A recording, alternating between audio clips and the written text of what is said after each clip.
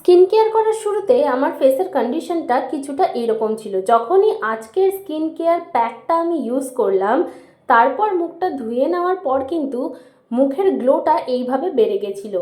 এর জন্য প্রথমে আমাদের নিতে হবে ফ্লেক্সিড। ফ্লেক্সিডটা আমি একটু গুঁড়ো করে রেখে দিয়েছি।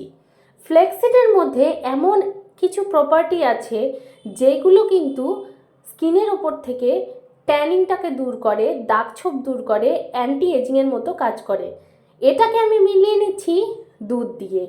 তার সাথে দিয়ে দিচ্ছি একটুখানি চালের গুঁড়ো, যাতে এই প্যাকটা একটু টাইট হয়।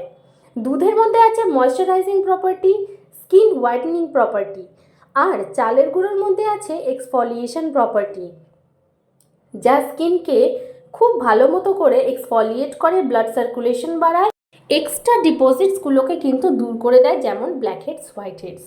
মাত্র এই দুটো জিনিস ফ্ল্যাক্সিডের সাথে মিশিয়ে ব্যবহার করলে কি হয় সেটা তোমরা লাইভ ডেমো দেখে নাও।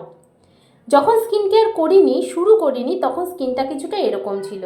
তারপর আমি আমার বানানো স্কিন কেয়ার হোম রেমেডিটা ব্যবহার করলাম।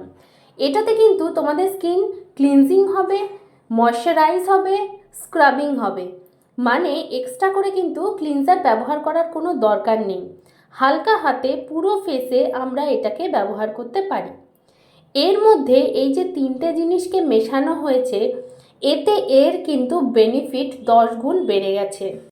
এতে স্কিন হোয়াইটনিং হচ্ছে, টাইটনিং হচ্ছে, স্কিনের ওপর থেকে ডেড স্কিনের লেয়ারগুলো উঠে যাচ্ছে, এক্সফলিয়েশন হচ্ছে, অ্যান্টি এজিংয়ের মতো কাজ করছে, ট্যানিং দূর হয়ে যাচ্ছে, পিগমেন্টেশন, হাইপার পিগমেন্টেশন, ওপেন পোরসের প্রবলেম, এই জিনিসগুলো মানে ওভারঅল মোটামুটি সব কিছুই কিন্তু রিমুভ হয়ে যাচ্ছে। ঠিক এইভাবেই আমি পুরো মুখটাতে ব্যবহার করলাম। তোমরা যদি 15 বছরের উপরে ছেলে মেয়ে নির্বিশেষে এটা ব্যবহার করতে পারো। খুব একটা বেশি কিন্তু মেসি হয় না।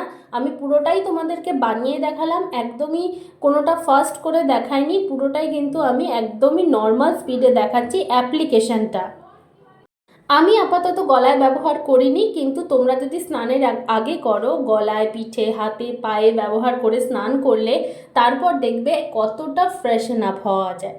আর গরমকালে এই ধরনের রেমেডি যখন আমরা করি তখন কিন্তু সেটা খুব বেশি বেনিফিট দেয়। তবে তোমাদেরকে একটা কথাই বারবার বলবো, তোমরা একদিন ব্যবহার করলে হয়তো সেটার এফেক্ট দেখতে পাবে একবারই, কিন্তু তারপর যদি সেটা বন্ধ করে দাও ব্যবহার করা, তাহলে সেটার বেনিফিট কিন্তু আর থাকে না। 5 থেকে 7 মিনিট পর কিন্তু এটা এরকমভাবে ড্রাই হয়ে যায়, আর তারপর নর্মাল জল দিয়ে ধুয়ে নিলে স্কিনটা কিছুটা এরকমভাবে গ্লো করে।